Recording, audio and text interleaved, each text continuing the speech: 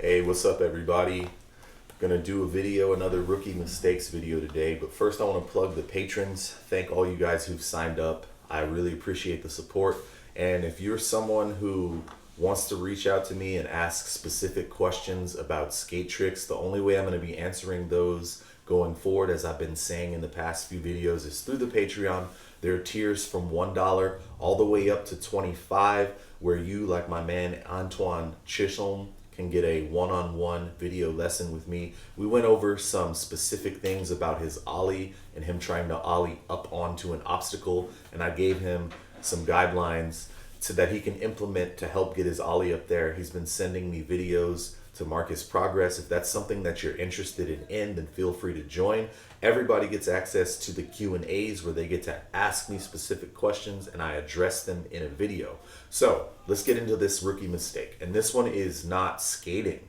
And I know it seems very, very obvious, but you would be surprised. A little bit of backstory. When I grew up skating in the early 2000s, and especially when I was skating at Hollywood High School around 2001 to 2005, everybody I skated with was packing heat, you know? I had to learn so many tricks because we were skating so much. We'd show up at the school maybe at 11 or 12, and we'd skate until 8, 9, 10 at night. And this was a 5-6 day a week thing for all of us. And the thing that separates me and my friends from what I see from a lot of skaters today when I go to parks or when I go to skate spots is we never consistently sat down. You know, everybody there, from my homie Marcus to my best friend Scotty, to Pee Wee, Eddie, Elmer, to the Strange, who was legendary, to Gloria and Nina and Thea, the girls that skated up there. Everybody was skating constantly. And, you know, I had to learn switch big heels because Pee Wee would do them on me in games of skate. I had to learn varial heels well because the homie Marcus would get me in them. Just so many tricks, and we'd have these long stare sessions. And, you know, you sit down for a while and catch your breath, and then you pop right back up. And I can trace back the origin of me learning most of the tricks that I do today to those days at Hollywood High, to us skating constantly for hours and hours, days and days constantly. And that's why everybody up there was good. And, you know, when someone new came up there, a lot of times they'd be a little put off by how much we were skating, you know, because like we were friends and we'd be talking, but we'd be having these conversations while skating.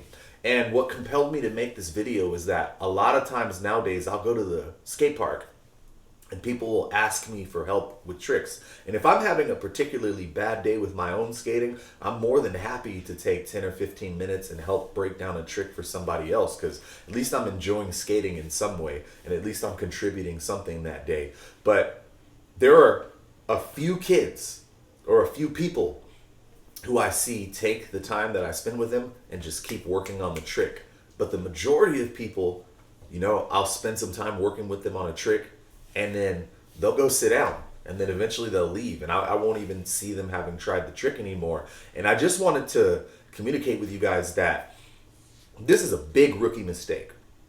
You know, anybody who's been skating for a long time, anybody who has a level of skating that they're at least comfortable with, where they feel like they can express themselves and they're not struggling too much, the common denominator is that when they're on their skateboard, when they're at a skate spot, when they're at a skate park, they are skating. And I get that skating is a social thing that you like to enjoy with your friends, but there's a difference between enjoying skating with your friends and basically wasting your time. Because like, if you're not progressing with your skating, and I'll say this from experience because like I've mentioned, I've been skating for coming up on 25 years. So I've seen all kinds of waves of skaters. I have friends who skated and no longer skate, friends that are getting back into it, friends that are still skating all these years, my warriors that are still going with me. And yeah, the common denominator is that all those people who kept going and keep going to this day are people who skate.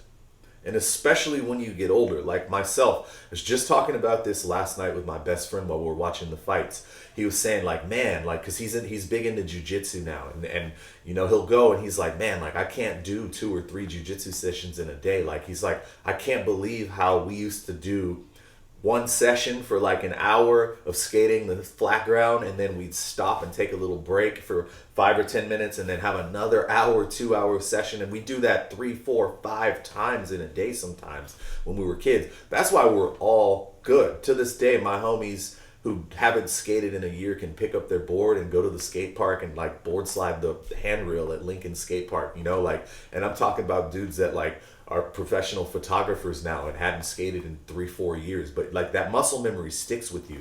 Like that expression they say about it's like riding a bike. Well, you'll never experience that if you don't put the time in as a skater. And it might come off like I'm trying to like tell you not to enjoy your time with your friends. It's to the contrary. You're not really enjoying yourself if you're not spending your time skating. And I speak from experience, you know, like if I go to the park and don't skate, I feel like a piece of crap. It rarely happens with me because like I'm the type of person where if I go someplace to do a specific thing, I'm going to do that thing. That's just my personality and how that works. If that's not your personality, what I want to recommend is that you can try to slowly skate more, because I see people where I'm having a session and they're there as long as I am, and I'm there for a couple of hours on my feet the entire time, except for when I go and get drinks of water. And I see these people skating for literally 20 minutes out of the 2 hours that they're there. And it's like, dude, you could have been at home. You know, you could have been sitting on your couch watching a skate video. You get more skateboarding enjoyment out of that. And if that's you, I don't think that it's wise to force yourself to make giant changes all at once. You know, I think that that's a habit people have, like with the New Year's resolution culture, something I'm not a big fan of. I believe in like making tiny incremental changes day by day, week by week, month by month, and watching those changes snowball and seeing the cumulative effect of things. You know, skateboarding has taught me that. Making music has taught me that. You're not going to see results immediately, but if you have some patience, there will be a buildup, and you'll be surprised at the progress that you can make if you just stay consistent. So I recommend to you guys, just try paying attention to how much you're skating. You know, I had this effect with my diet, with changing my diet and actually like logging the food that I eat and how many calories I'm consuming. Because like they say, the majority of people are horrible at telling you how much they do something. So when people self-report, we're awful at it. So you might think that you're skating a lot more than you are. Go to the park, pay attention to how much you're actually skating versus how much you're sitting down. And then once you get an idea of that ratio, just try to change it. If you're skating 20 minutes out of an hour, next time you go, try to make it 30 minutes out of the hour, or even 25 minutes out of the hour. And every time you go, just try to skew the ratio of your skating to your sitting down or your chilling so that it's more skating than chilling. And over time, you'll be able to make that progress. So that's all I have today. I know it's not a specific mistake that people make with tricks that's going to help you with your tricks. But if you think about it in the long run, it is going to help you with your tricks, because it's all about getting the reps. It's all about deliberate practice. And if you're sitting down more than you're skating, that means you're taking away from the amount of deliberate practice that you can put into that trick that you've been trying to learn. And I can pretty much guarantee you that if you guys have been struggling trying a trick and you're one of these people who's spending the majority of your time sitting on your butt instead of skating when you're at the skate spot, that's what's in your way. You know, you're not giving yourself the opportunity to get better at skating. So consider joining the Patreon. Hit www.collagesskateboards.com and pick up a deck if you feel inclined to support me.